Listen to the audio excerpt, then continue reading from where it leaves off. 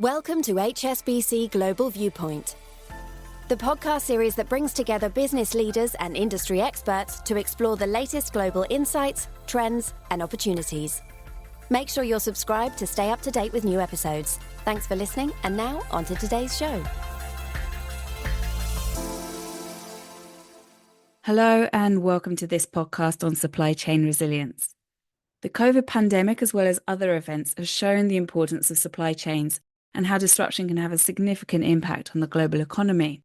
This has highlighted the need for resilience in supply chains, and that's what we'll be talking about today. I'm Jane Cooper, the editor of TMI, and today I'm joined by Florence Tan and Bhriguraj Singh at HSBC to delve into this topic further. Hello, both of you. Thank you for joining us today. Bhriguraj, let's start with you. So let's sort of bring us up to speed of where we're at now. What are the big trends and issues that we're seeing at the moment, would you say? So, Jane, the world of trade is changing at a much faster pace than the world of banking. The common theme on our clients' minds is, how do I prepare for the future? And there are 5 trends that I'd like to call out that we see that are driving these changes and impacting our clients. So firstly, geopolitics is fundamentally changing what supply chains looks like. Different countries are taking protectionist measures to promote their national interests. The second trend is supply chain shocks, which seem to be occurring more frequently and resulting in disruptions to supply chains. The Suez Canal blockage, the current conflict in the Middle East, container shortages, Panama Canal water levels, just to name a few. All of these create disruptions and they have an impact on supply chains.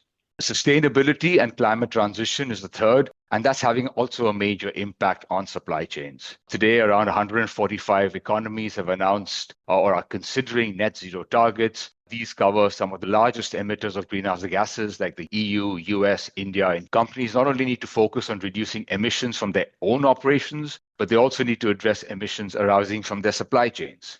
And the transition to a net zero economy also impacts the nature of materials that companies need to source, again impacting their supply chains. The fourth trend is a change in business models, and I'd like to call out 2 things over here. First, the growth of services trade. Around 20% of global trade is currently in services. The IMF predicts that the share of services will grow to about 28% over the next decade. This effectively means almost half of all new incremental trade will be in services. The second trend linked to the changing business models is the growth in e-commerce. B2B e-commerce is growing rapidly, and the growth in e-commerce is reflected in how companies are trading. Purchases and sales are being concluded electronically on procure-to-pay platforms, on direct-to-consumer portals, as well as e-commerce marketplaces. And finally, technological advances and the digitization of trade is creating opportunities for clients to manage their supply chains differently. The journey of digitizing trade feels like 2 steps forward, 1 step back, but thankfully the building blocks for trade digitization are now falling in place. Legislation is being adopted in numerous countries, standards are being put in place, reliable systems are now being developed, and it just remains for the players in the industry to adopt these systems and start acting upon the data that will be available on these systems. AI models are evolving, and as data becomes more accessible through both trade digitization and e-commerce, we will see an automation of more activities, which will change the way decisions are made and the pace of decision-making, both in trade and in trade finance and in supply chain. Yes, that's a lot of trends that you've covered. Florence, do you have anything to add? Bhriguraj's already mentioned a lot. Does that mirror what you're experiencing as well? Yes, Jane, I would very well align with what Bhriguraj has shared in terms of his 5 observations. I think maybe just to add on to some of the points, especially in the area of trade digitization, I think what we are seeing is an acceleration, right, of digitization, especially since the pandemic, as corporates try to optimize, their working capital in order for them to monetize, right, their working capital as soon as possible to support these situations of uncertainties. Given all these trends, what does this mean for treasurers then, Florence? Yeah. So I guess what this means is, the world of global trade is changing. Customers' expectations are also changing. There is now a lot more demand for advisory services, right? I guess what we are seeing is, customers not just expecting their banking partners to provide them with products, but more in terms of advisory of solutions. And why do I say that? So the world, as you know, Prigu has shared earlier on, is becoming more unpredictable. Businesses actually need more support to navigate change. So he touched on one very important point upfront, which is what's overarching in customers' minds is how do then they prepare for the future. So future models are also evolving, considering all this disruption and new sectors. And one of the key implication would be the increasing need to build supply chain resilience. And to a certain extent, sustainability, especially in this part of the world, has come in. So working capital has become a very important lever for our customers to pull in, the optimization of the shareholders' values. And when we talk about advisory, it actually comes in all forms, throughout the working capital cycle of our corporate customers. It can be supply chain, and supply chain can come in different forms. It's not just, the conventional post-shipment supply chain program that most of the organizations can do. Customers are also demanding for more support to their suppliers. It can come in the form of pre-shipment supply chain financing program, what we call integrated working capital. Of course, we have sustainable supply chain as well. And most importantly, different ways of financing their counterparties, may it be on the payables or even on the receivable side. So we have actually seen also more demand for various receivable finance kind of solutions. And as customers change the way they operate, the way they buy, the way they sell, we have also seen new solutions or new ideas of solutions coming up. For example, the use of marketplace to transact basically means there will be more opportunities for new solutions such as embedded finance, for point of sale financing. Even to a certain extent, customers are looking to monetize their inventory as well, to monetize their working capital requirement. So I think it's been a really, I would say, exciting period that we are experiencing, and we are really happy to be providing more advisory services to our customers. Okay, brilliant. So, Bhrigu, I'm going to do a bit of a dump of lots of questions on you at one time. Okay, are you ready? So, my first question is, do you have anything to add to what Florence just said? And then can you sort of outline to me what the supply chain challenges are that you're seeing? Like, what are companies doing? Let me start off with the implications of these sort of trends on treasurers. So geopolitical tensions are reshaping supply chains. Supply chains evolved for decades with the almost singular objective of minimizing costs. Now, this objective has been met, but at the expense of resilience. COVID exposed a lot of these weaknesses in company supply chains, and the geopolitical tensions are only sort of exacerbating them. So we are seeing global businesses are reshaping their supply chains. There are several examples. You've seen rental rates in industrial parks in Mexico skyrocket. We saw computer exports from Vietnam increasing by 1 billion, but imports of computer components in Vietnam increasing by $800 million. Supply chain shocks will result in fluctuating order cycles that require companies to be agile in how they manage their working capital. So in order to optimize working capital, businesses historically just reduced inventory levels to just in time. Now, with these supply chain disruptions, they need to hold an inventory levels to just in case. And there's always going to be a trade-off between working capital optimization and supply chain resilience, which will result in these fluctuating order cycles and will require companies to operate with agility. Sustainability is not a nice to have, it's a must have. You either lead the change or you'll be forced to make changes on other people's terms. The average business doesn't even know who's in their supply chain, leave alone being able to prove it. So you're going to have to be able to know who is in your supply chain, assess those risks, take appropriate mitigating actions. There are new laws being passed by several countries around supply chain due diligence. Companies are going to be required to attest to the absence of forced labor anywhere in their supply chain. So that's again going to require a review of supply chains and perhaps a reshaping of supply chains. The changing business models that we talked about is going to create lots of opportunities. So there's the B2B e-commerce is creating a fundamental shift in who we buy from and who we sell to. Trust has been the currency of strong business relationships, and trust has historically been built over decades through repeated transactions. With commerce moving to electronic means and a proliferation of data, you have other ways of evaluating your counterparties. It becomes easier for companies to evaluate who's in their supply chain, assess their risk, and this has a huge implication for everybody in the trading ecosystem. Winners will be able to access new markets, find broader range of suppliers, secure financing earlier in the production process, all because of the sort of changing business models. And again, data and AI and digitalization of trade will again help companies manage these risks in a more proactive and a sort of a different way. This is how the trends that I articulated are really impacting supply chains. Now, what can companies do about this? I guess three things really. So, first and foremost, what are companies doing to sort of address these changes and implications on their supply chains? I guess the first thing that they've got to do is look at their supply chain and the risks associated with them holistically. The first step is to know who is in your supply chain, not just your tier one suppliers, but those who are deeper in the supply chain. They need to know not just who they are, but they need to know them well enough to be able to assess the risks associated with them.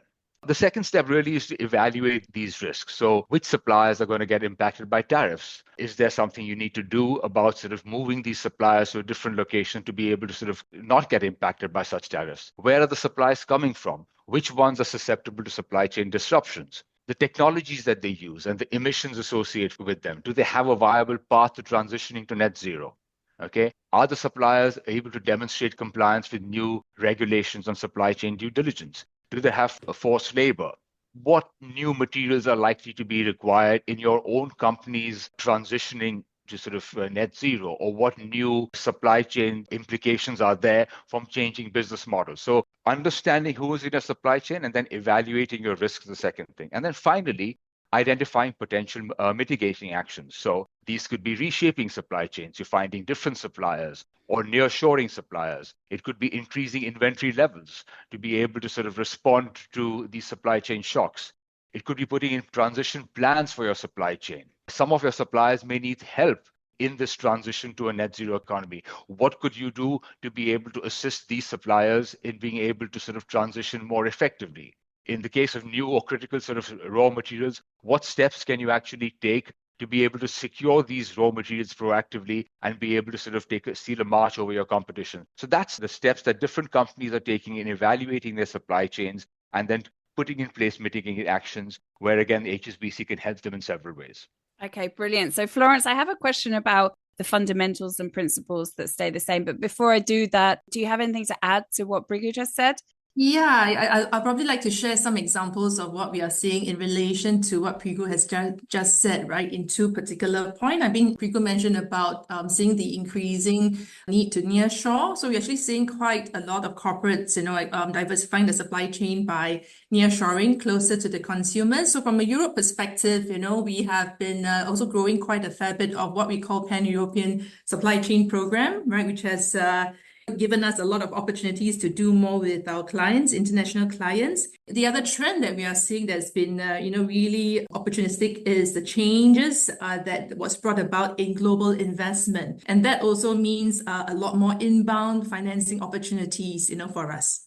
Yeah, so we've talked about the trends and we've talked about the shocks, and there's trends like protectionism, disruption, and things like the Panama Canal and the massive impact that can have. And I imagine people listening to this, there's so many things that are going on. Okay, so despite that, what would you say are the fundamentals and the principles that remain no matter what happens in the news cycle? Thanks, Jane. I think that's a very relevant, observation that you have raised. And there's always this Chinese saying, right? 危机, which basically means that any changes or in fact challenges that's being faced, will bring about a lot of opportunities. And I think what we are experiencing, right now is, like what I just shared, the multiple examples that we just gave are opportunities that we have been embracing. Right. So, may it be geopolitical, kind of development causing changes, right, in business development, or, hearing our customers telling us that they have different supply chain, kind of pain points. I think, HSBC is really well positioned, to support them. And why do I say so? I think fundamentally, it's not just about us positioning ourselves as the world's leading, trade bank. World's leading international bank, but trade remains to be at the heart of what we do. And, we actually do trade bigger and better than, a lot of any other banks in the world. And our skill actually reflects our capability, and most importantly, our network, gives us significant competitive edge. And this is not just us, sharing our competitive edge ourselves, but we have been recognized by our clients through Money survey that who has voted us to be the best global trade bank for the last 7 years. So that's been really encouraging. And most importantly, from a Europe perspective, I think one of the key factor of success is that we have been operating as one team, right, across the whole of Europe. As you can imagine, it's quite a complex, profile. So we are out there, to support our customers, may it be in their needs for the supply chain or for digitization, or most importantly, in assessing, their working capital to optimize and monetize it. We are here with the right kind of products, and most importantly, with the right kind of expertise in the form of our people to provide them with bespoke solutions. If I could just end, my sharing in 3 key points, if I could leave with anyone, is about how we are positioning ourselves, through our international network as global connectors. We want to be our customers' strategic partners, regardless of their size, and also the stage of their journey. And most importantly, we want to be seen as innovative problem solvers, as advisors, to their trade facilities requirements. Okay, so we'll have to wrap up soon. Bhriguraj, do you have anything to add before we start to close? No, I guess just the world of trade is changing rapidly, and our clients need us more than ever before. They will need new models and capabilities to compete, and HSBC will be their partner in helping them deliver these solutions to respond to the changing trends in world trade. Okay, and Florence, any final thoughts or comments from you? Maybe just a few final thoughts is to share with the audience that our capabilities is now products and our ability to come up with a bespoke solution. Most importantly, I think our international network has been evidence to be able to help our customers navigate right through these challenges that's happening around the world. So really happy to support our customers where they need us to. Okay, and final thought from you, Bhriguraj. Yes, the world of trade is changing, and the pace of change will only accelerate. These changes will impact supply chains in several ways. Companies need to look at the risk associated with the supply chains holistically. To do this, they need to understand their supply chains and know who's in their supply chains, assess the various risks associated in their supply chains, and then evaluate appropriate mitigating actions to address these risks. HSBC is here to support companies as they sort of transition their supply chains. We are global connectors who will help them both explore new markets as well as source from new markets. So as their supply chains reshape, we will help them as global connectors. We are innovative problem solvers. We have a deep local, global, and industry knowledge. It means we understand current and emerging industry trends that can impact their business. And we are their strategic partners who will be there in good times and bad. Brilliant. Well, thank you both for joining. Thank you, Bhriguraj, and thank you, Florence. So we'll have to leave it there. And trade and supply chains is something that we love to cover at TMI. So for any listeners, you can find out more if you go to our website at www.treasury-management.com.